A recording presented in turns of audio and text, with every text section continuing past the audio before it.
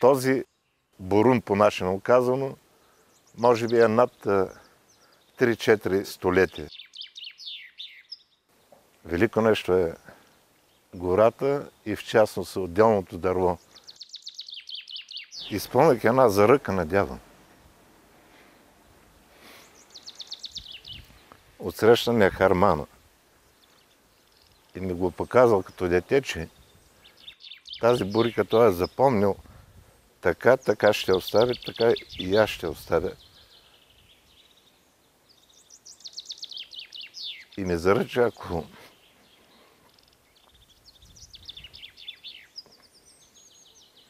дойде време да определям своето бъдеще, професия, да стана горски.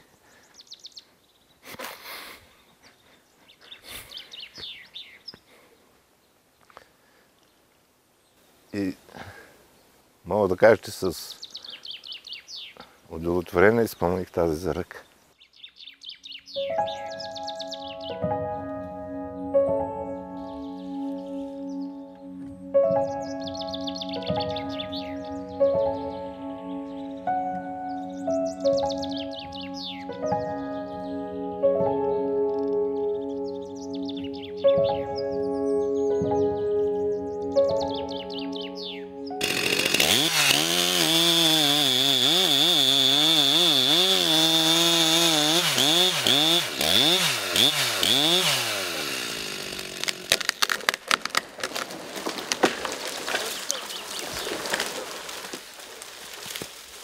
Широко възприето е, че нашите гори изчезват.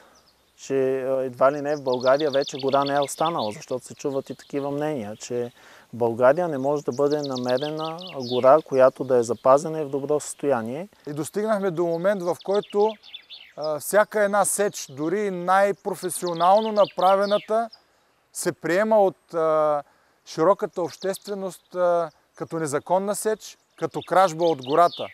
Разбира се, винаги могат да бъдат намерени и не толкова добри примери, но не бива те да излизат на преден план, защото не е това основната тенденция.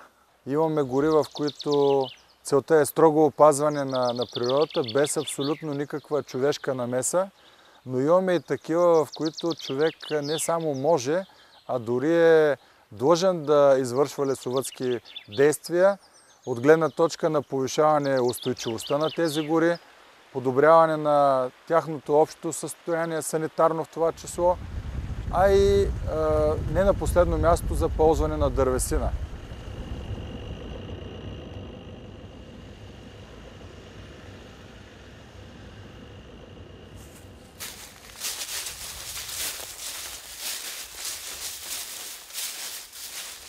Така, Горун 18.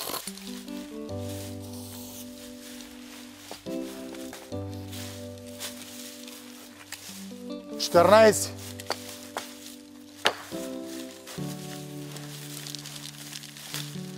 Горун 14.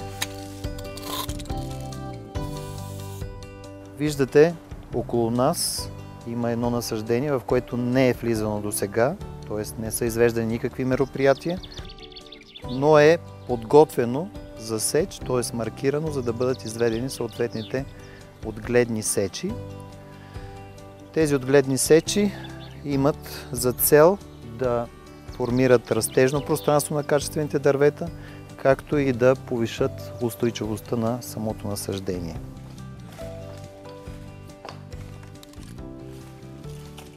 Тези дървета, съгласно еволюцията, през която минава самото насаждение, те ще отпаднат принципно, по естествен път. И в случая са маркирани, за да може да се събере част от дървесината, която да бъде използвана като един специален сортимент, наречен ритловици. Колкото е по-тънък диаметъра и по-голяма височината, толкова дървото е по-нестабилно. И тези дървета са много чувствителни при тежки снегове, при силни ветрове, тъй като центъра на тежестта им е много висок и стъблото не може да издържи натиска на вятъра и на снега.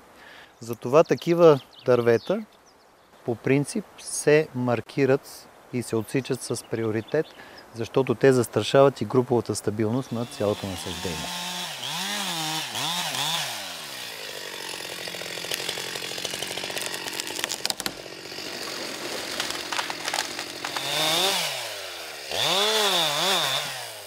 На пръв поглед, може би не стана ясно защо конкретно това дърво е било маркирано за сеч и сега беше отсечено. Ако обаче се вгледате по-внимателно, тук си личи една бразда, която за лесовъда е индикатор, че в стеблото протичат някакви гнилостни процеси. Това беше и доказано след самото отсичане. Ето тук петното ясно демонстрира протичането на стъблено гниене. Това е доказателство, че при своята работа лесовъда не само трябва да внимава за различни процеси на конкуренция между отделните дървесни видове, но и да може да разпознава кои дървета имат потенциални проблеми. Намираме се в едно сечище, което така обикновените хора, виждайки такава по-голяма площ, върху която са отсечени всички дървета, биха определили като гола сеч. В случая тук става дума за санитарен проблем. Отсечени са само дървета, които са били нападнати. Това са смърчови стъбла, които са били нападнати от корояд в такава степен, че той води до тяхното изсъхване и с цел да се предотврати по-нататъчното развитие на този процес и корояда да увеличи своята численост, така казано на наш език, да стане каламитет и той да засегне и останалите насаждения в района, е необходимо да бъдат отсечени всички нападнати стъбла, които са изсъхнали. Виждаме, че са запазени отделните дървета, буковите стъбла, които са здрави, в добро състояние. Съответно, извършено е изгаряне на отпадъците от сечта, може да се види, с цел да се предотврати по-нататъчното размножаване на този вредител. По този начин лесовъдите се грижат и за доброто здравословно състояние на гората.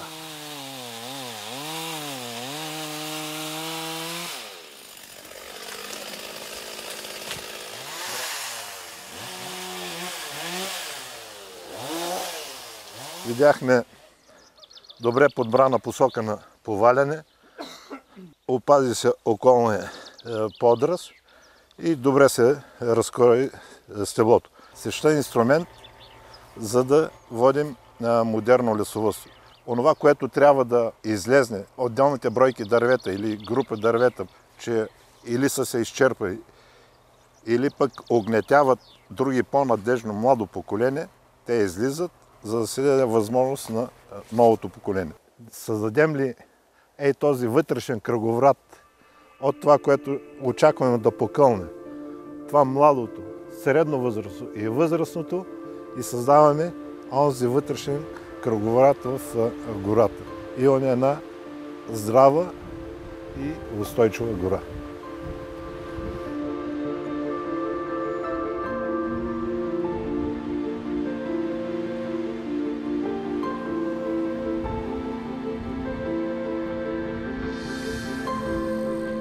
Виждате, паднали са преди повече от 10-15 години няколко дървета, вследствие или на мокър сняг, или на биологична смърт, устаряване.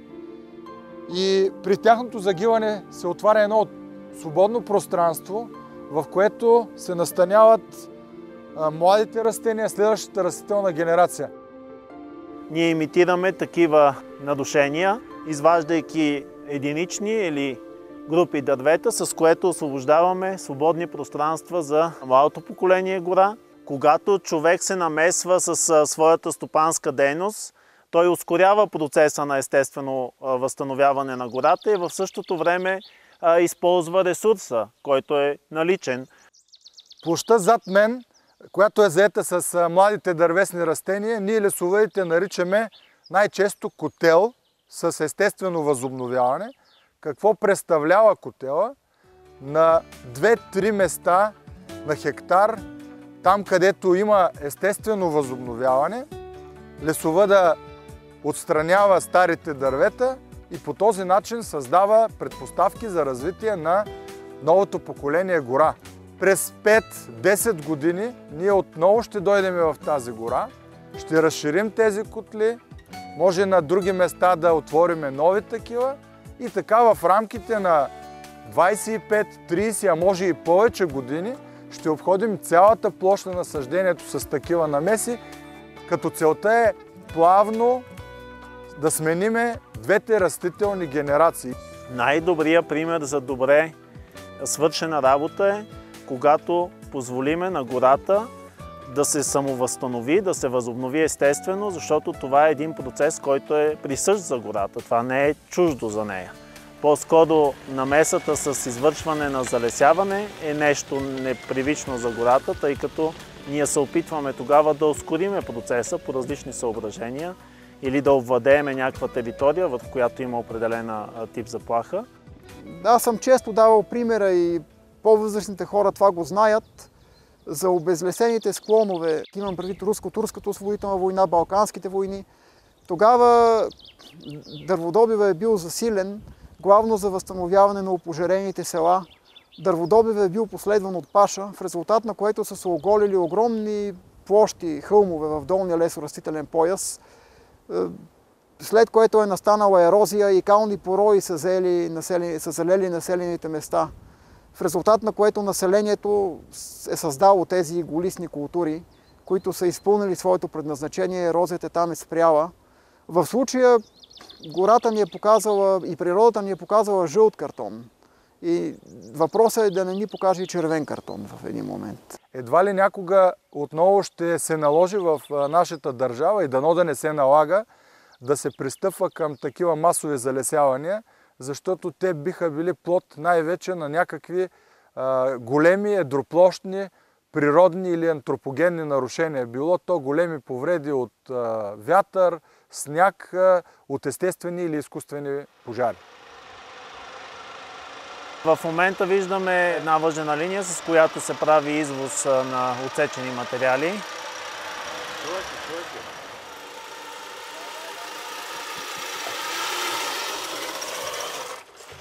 Използването на такъв начин за извоз на стръмни терени е по-оправдано от икономическа и от екологична гледна точка. Не се влагат средства за трудно изграждане на пътища на много стръмни склонове.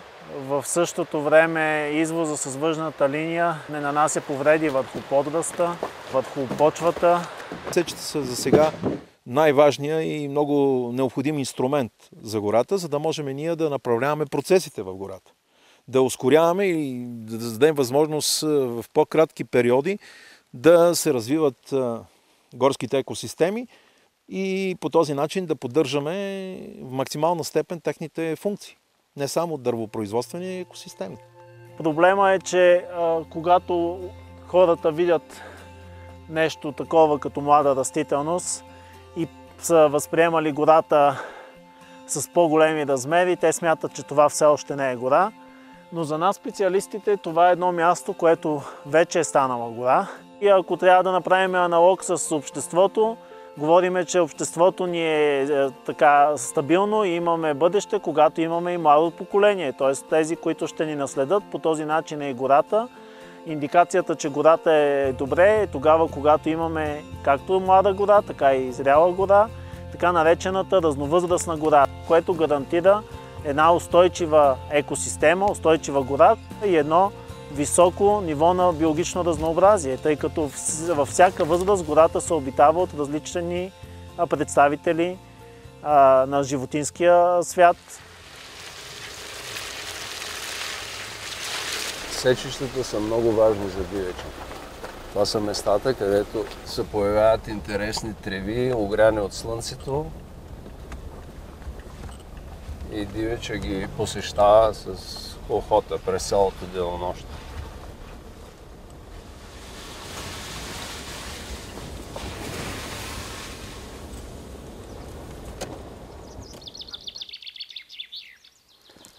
Малка група елени в горния край на поляната.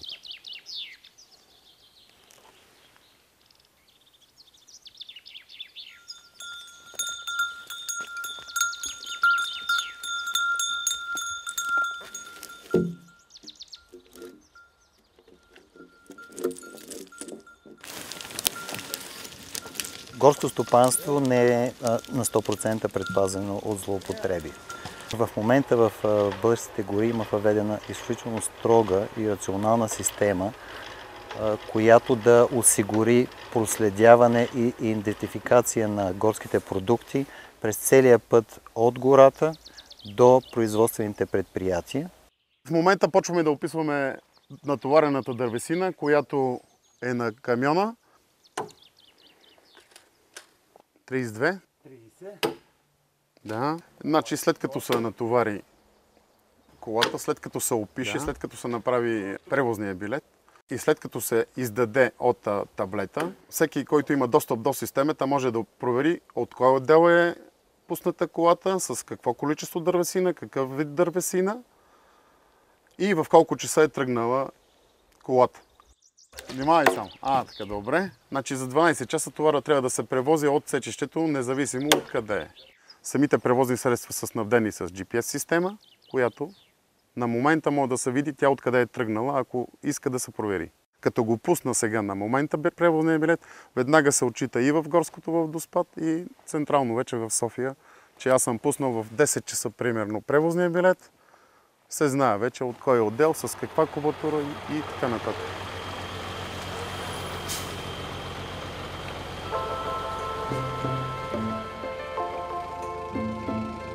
Когато чуете шум от моторен трион в гората, това в повечето случаи се отнася за легално действащи и провеждащи се мероприятия лесовъдски в гората и не може да се прави връзка с някакви нарушения, кражби и браконерство. По какъв начин бихме могли да открием дали дейностите, които се правят в една гора, са законни?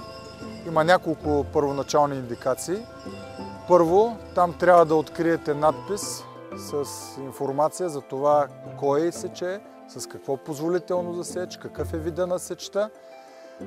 Второто е, когато влезете в тази гора, да видите дърветата да бъдат маркирани горе-долу на гръдна височина с ясен знак, различни цветове могат да бъдат, а на по-дебелите дървета от 14-16 см трябва да откриете и отпечатък на контролна горска марка.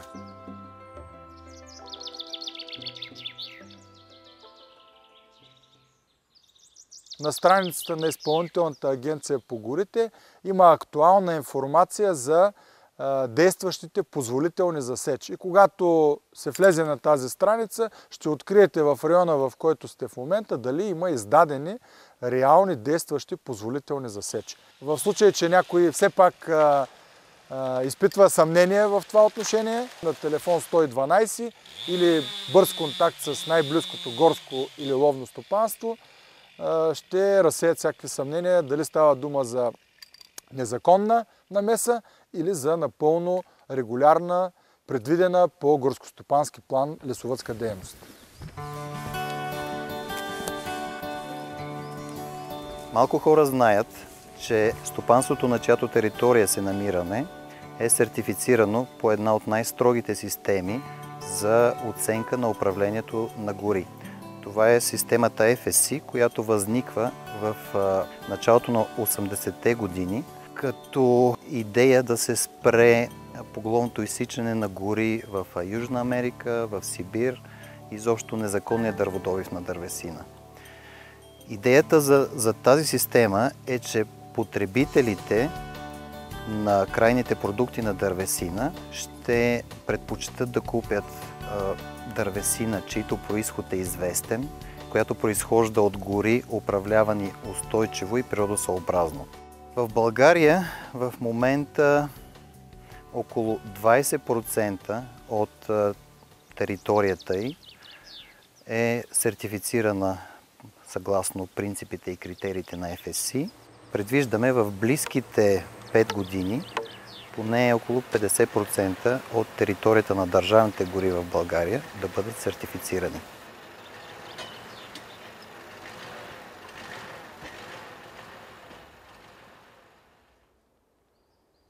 В момента измервам границите на този кръг. И в границите на този кръг измервам диаметъра и височината на дърветата, които са вътре в кръга от 100 квадратни метра. Конкретната задача е свързана с инвентаризация на стари гори. Става въпрос за 20 000 хектара, което е 0,2% от горския фонд на страната, грубо. Познавам много развити държави в Европа. Те нямат такива.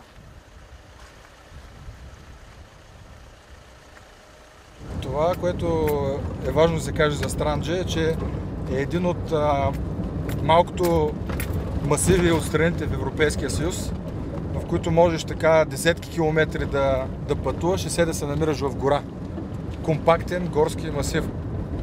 Район, който не е засегнат от заледяванията, плейстоценските заледявания. Се счита, че голяма част от растителността е запазена в първичен вид още от терциера насам. Затова и тук може да се открият растителни видове и дървесни, и храстови, които са уникални за Европа. Намираме се в резерват Силкосия. Това е най-стария резерват в България, който на площ от над 300 хектара защитава уникална растителност. Природните процеси от началото на възникване на гората до нейното загиване и смяната на растителната генерация понякога се случват за 300, 400 или повече години. А в горите, в които ние стопанисваме, понеже катализираме всички тези процеси, цикъл е доста съкратен, който приключва може би на около 100, 120 до 150 години. Старите гори са полезни, защото ни учат на адаптивността на природата. Те са особено ценни и по отношение на водоохранната роля на гората, която е пряко свързана с очакваните климатични промени. Водата, която е толкова важна за нас, е възможно да бъде дар Божи, а не нещо наготово, което имаме в момента. Изследвания, които са правени в Германия, показват, че 1 кубически метър от почва под стара гора може да задържи 300 кг вода. Задържа го вътре в почвата, в мъртвата постилка, в мъртвата маса, която е над почвата. А млада гора или гора, която е с нарушена структура на почвата, задържа 10 до 20 пъти по-малко вода. От тази гледна точка, наличието на достатъчно стари гори в водосборите е предпоставка за равномерно и регулярно подхранване на изворите и на реките с качествена питейна вода.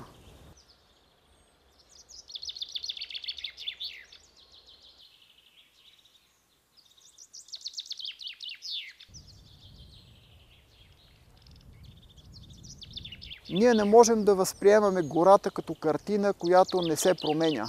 Това е, може би, един от най-болезнените уроци, които аз съм научил. Когато съм ходил като дете в някоя гора и сега отида и я видя, че е напълно променена, човек не е лесно да приеме промените. Той иска да отиде, да завари старата гора такава, каквато е била, непроменена и след 10, и след 20, и след 30 години, но това е невъзможно. Това не е картина. Това е възможно само в приказките. Например, в приказката на Питър Пан "Неверленд", където нищо не се променя. Природата и гората се променят и ние трябва да сме готови да посрещнем тази промяна. Именно тук е ролята на лесовъда да намери баланса, до каква степен може да ползва гората, така че да не наруши нейното равновесие. Аз работя в горите от 35 години и съм започнал в горско стопанство, от лесничей. Гората е живота ми и съдба.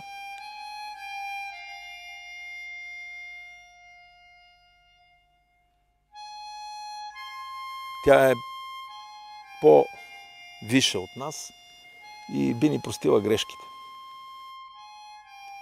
Вероятно някога сме и грешили. Прошка.